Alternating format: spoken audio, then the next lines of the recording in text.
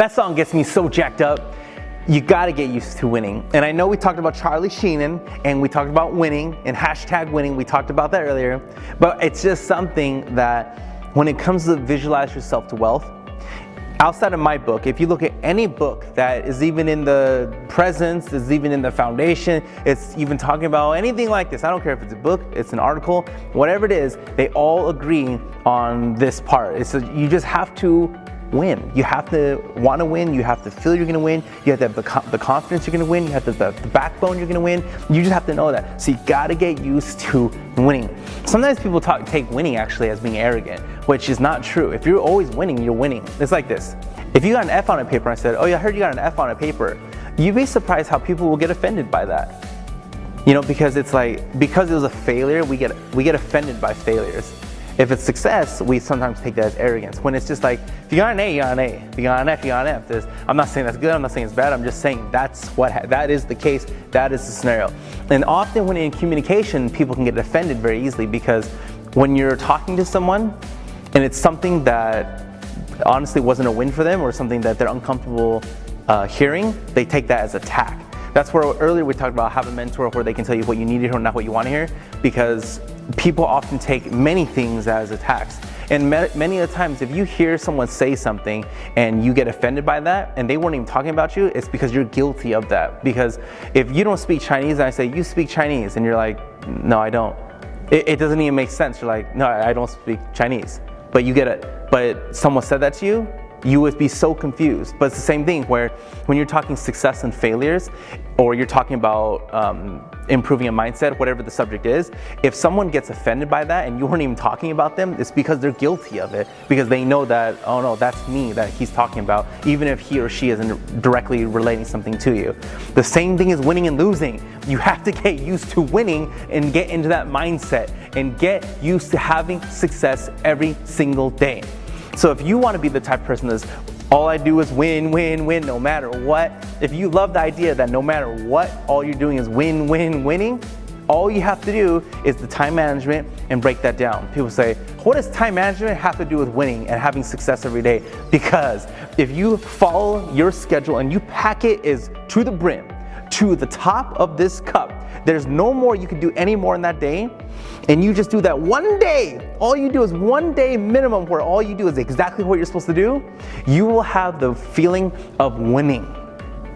And the next day, if you don't do anything and you were a lazy bum the whole day, I promise you, the day before you were so busy because all you did was win, and then the next day you did nothing, you will feel like a loser. You will feel unaccomplished. You do all that stuff, you will feel accomplished. And because of that, if you have, and people like the idea of feeling good, people like the idea of people saying good job, people like the idea of saying you did good, people like that idea. So if all you do is win in that day, and the next day you win, and then as we talked about priority list, and things that are non-negotiable, non-available, everything we just talked about, if you do all that stuff every single day for a week, all you're going to do is get used to winning. You're gonna be so used to being productive. You're gonna get so used to not accepting excuses from everybody and yourself.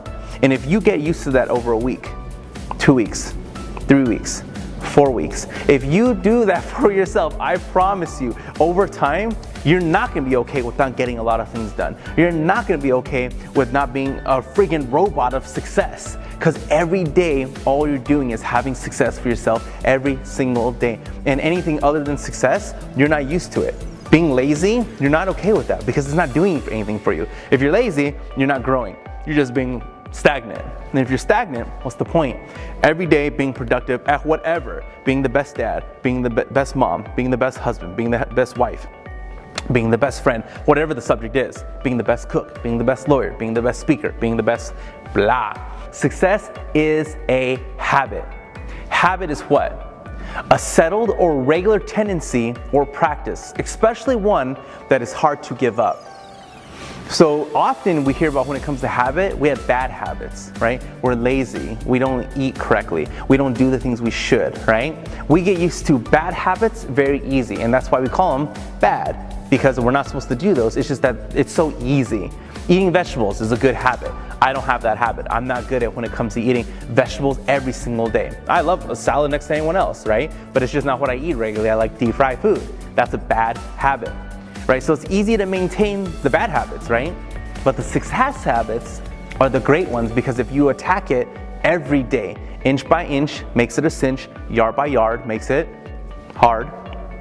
If we follow good habits, but we don't look at it saying, okay, I have to do da da da da, and as this huge thing, you look at it as, today I have to do this, tomorrow I have to do this, and every day you attack just that day, and making sure that day was successful, you will turn that into a good habit.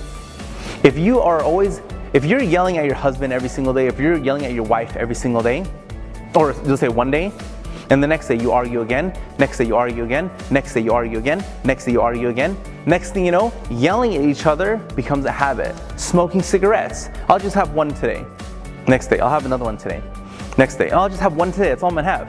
It becomes a habit. They say to turn something into a habit, you have to do something 23 days in a row. And once you turn it into a habit, it's hard to break, because you usually have to do double to not do it anymore. Coca-Cola is a bad habit of mine. I love Coke. I love Coca-Cola. And there was a time period that I would drink a Coke every single day. And then as soon as basically I entered college, I would say, from college when I was about 19 years old into the personal development era of my little career I've been doing this for about 15 years. I would say for the 15 years I've been doing this, there was a time where I didn't drink a Coke for maybe 10, 11, 12, 13 years straight. I never drank Coke. I just didn't do that. And then all of a sudden, I started getting the habit of drinking a Coke with my dinner. And next thing you know, I drink a Coke every single day for the past year and a half. Now I'm back on the train of no Coke, right? Except for just special occasions. But other than that, no Coke. Just stick to water and hot tea, and that's it, right? Because I'm trying to break that habit and get into a better habit, because all that sugar can't be good for me, right? So get used to winning, get used to success every day. Success is a habit, and again, habit, a settled or regular tendency or practice, especially one that is hard to give up.